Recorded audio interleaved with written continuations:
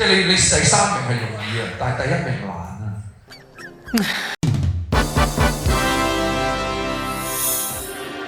我厭棄聽這流言飛飛，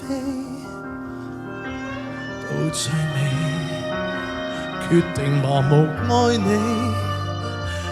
應該我是該死，不可以沒有你。流言倒轉替你盡變黑白，跟你懸崖上戀愛，承受太多悲哀，卻沒自欺騙我，贏得到愛。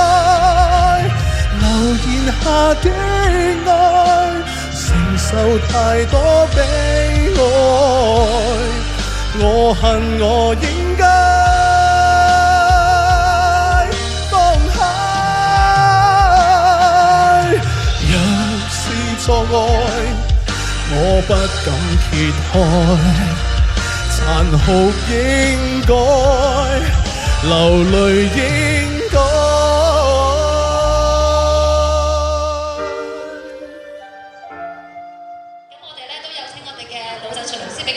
我覺得請問你呢個 music backing 係邊度嚟㗎？由原裝陳希怡再轉一轉嘅，拆晒知唔知啊？係咯。呢啲聲音咪拆晒，影響晒你唱歌。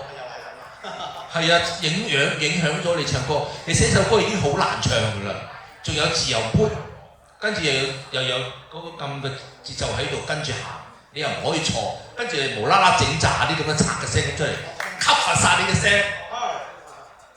咁啊，阿林老師就話：哎呀，嘥晒，點解會咁樣咧？跟住你嘥晒啊！你係唱得好好，啲技巧，呢首歌係技巧好高㗎，係好難㗎。咁第一位唱摘星衝嗰啲叫激昂嘅歌曲，係一個直路上高昂去。你呢啲係變化好大嘅，但係你個 music 係影響你好大喎。係咪啊？係好可惜咯。咁唔緊要啦，再努力啦，吸收經驗啦，最主要 enjoy 個經驗嘅啫，係咪 ？OK。俾林老師講，我都即係想同佢講一講，我覺得咧，如果你依度咧係唱你頭先嗰隻歌嘅咧，你就好多啦。OK， 但係咧，我聽得出咧，你個唱功咧係有嘅，喺嗰隻歌係非常之難唱。